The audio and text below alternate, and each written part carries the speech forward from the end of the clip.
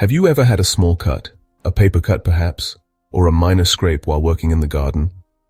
Or perhaps you've experienced the discomfort of a sore throat, that familiar scratchiness that signals the start of a cold. Today, we barely worry about them. We reach for an antiseptic wipe, a throat lozenge, or if things get serious, a course of antibiotics. But imagine a world, not so long ago, where a tiny scrape, a seemingly insignificant wound, could be deadly. For most of human history, that was reality. Simple infections were a constant threat, lurking around every corner. Bacteria ruled and infections killed millions. They were the silent killer, an invisible enemy against which we had virtually no defense. Hospitals were often places people went to die, not heal. They were overwhelmed, under-equipped, and often breeding grounds for the very infections they were trying to combat. Surgeons could save you from the knife, skillfully removing tumors or repairing injuries, but not from the unseen enemy, the infection that could quickly turn a successful operation into a fatal ordeal. Childbirth, a natural and beautiful process, pneumonia and meningitis were all potential death sentences. These common ailments, easily treatable today, were then terrifying threats, were all potential death sentences. The odds were stacked against you. Doctors knew bacteria caused these illnesses. They could observe them under microscopes, understand their behavior, but had no way to effectively fight them inside the body. They were powerless against this microscopic foe. Then, in 1928, a pivotal year in medical history, a messy London lab and a somewhat unconventional scientist named Alexander Fleming changed everything. By accident. A fortunate accident, as it would turn out. A fuzzy, greenish-blue mold, an uninvited guest in his laboratory, would become humanity's first real weapon against bacteria, a game-changer in the fight against infection. This is the story of penicillin, a story of scientific discovery, a tale of chance, of being in the right place at the right time, brilliant minds, dedicated researchers pushing the boundaries of science, and a race to save lives, a desperate fight against a relentless enemy. Sometimes, the biggest revolutions, the most profound changes, come from the smallest places, from unexpected corners. Let's travel back to that cluttered lab, a space filled with scientific curiosity and perhaps a bit of disarray, and meet the man who left a window open and inadvertently became a hero, changing the course of medicine forever. His name was Alexander Fleming, and his story is one of scientific serendipity. Alexander Fleming, a brilliant scientist undoubtedly, but also known for his somewhat untidy habits in the lab. Working diligently at St. Mary's Hospital in London, a renowned institution for medical research, Fleming inadvertently left a stack of petri dishes, each one carefully inoculated, and growing cultures of Staphylococcus bacteria, sitting out on his workbench. This happened just before he departed for a well-deserved holiday in 1928, a break from the intense world of scientific investigation. Upon his return to the lab after his time away, he began the routine task of examining the cultures. It was then that he noticed something peculiar on one particular dish. The dish had become contaminated with a greenish-blue mold, an unwanted guest in his bacterial experiment. But it was what was happening around the mold that truly caught his attention. The normally thriving, deadly bacteria had mysteriously vanished in the vicinity of the mold. Instead of simply discarding the contaminated dish, as many others might have done, Fleming's scientific curiosity and keen observation skills took over, compelling him to investigate further. He quickly realized that the mold was, in fact, producing something, some kind of substance, that possessed the remarkable ability to kill bacteria. He decided to call this substance penicillin, taking its name directly from the Penicillium mold that had produced it. Through further experimentation, Fleming discovered that penicillin was effective at killing a wide range of harmful bacteria, while, crucially, remaining harmless to animal and human cells, a critical factor for any potential medicine. This discovery was akin to finding the holy grail of medicine, a bacteria-killing agent that could target infections without causing harm to the patient's own body. However, Fleming faced significant challenges in his attempts to purify the penicillin and to develop a method for producing it in a stable and usable form suitable for widespread use as a medicine. Despite these hurdles, he meticulously documented and published his groundbreaking findings in 1929, but, unfortunately, the world of scientific research barely took notice of his discovery at the time. And so, for nearly a decade, penicillin languished on a shelf in Fleming's lab, regarded more as a scientific curiosity than as the life-saving cure it would eventually become. The greatest medical discovery of the 20th century, a discovery that would revolutionize medicine, was simply waiting for its moment to shine, its potential yet to be fully realized. All it needed was the right team of dedicated researchers to come along and unlock its full therapeutic power and bring it to the world. Fortunately, that team would soon arrive on the scene, ready to take up the challenge. So, what are these tiny enemies penicillin defeats? Bacteria are single-celled organisms, invisible to the naked eye, and found everywhere: soil, water, air, and inside us. Most bacteria are harmless or even helpful, aiding digestion and protecting us from harmful invaders. We call this community our microbiome, but some bacteria are dangerous, pathogens that invade our bodies, multiply, and release toxins. This causes infections, and before penicillin, our immune system fought alone. If the bacteria were too strong, infections like pneumonia or sepsis could be fatal. A simple cut could spiral into a deadly threat.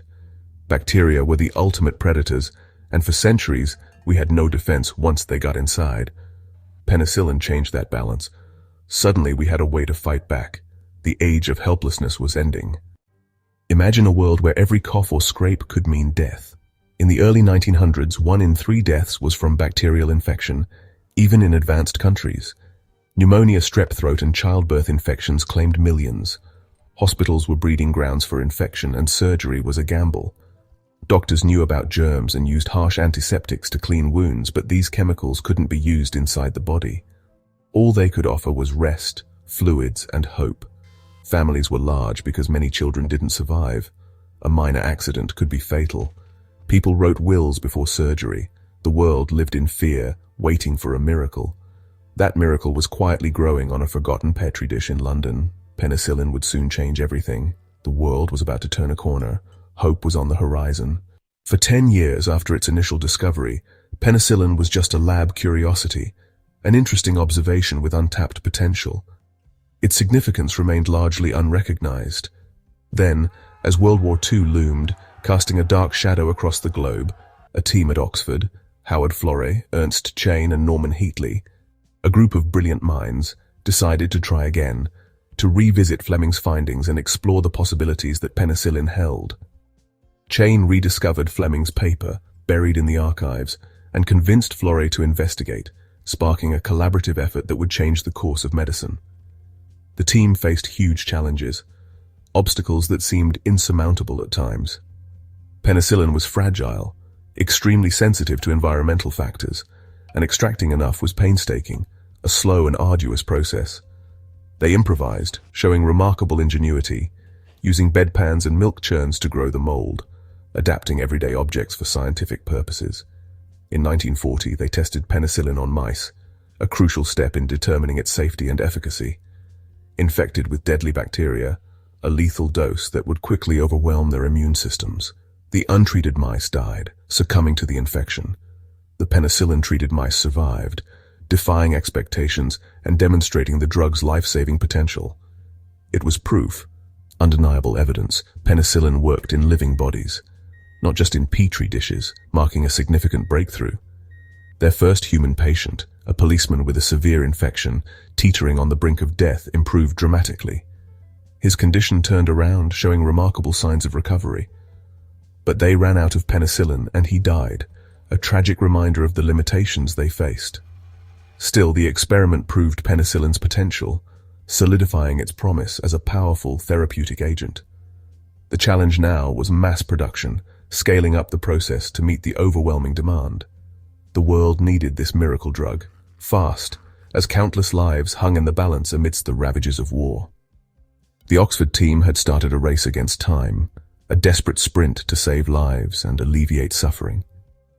The next step would take them across the Atlantic, to seek help from a nation with the resources they desperately needed. The fate of millions hung in the balance, their lives dependent on the success of this endeavor. Penicillin's moment had come. The world was waiting. In 1941, with Britain at war, Florey and Heatley took penicillin to the United States. They carried the mold in their coats, hoping to convince American companies to help. The US government saw the potential. More soldiers died from infection than combat.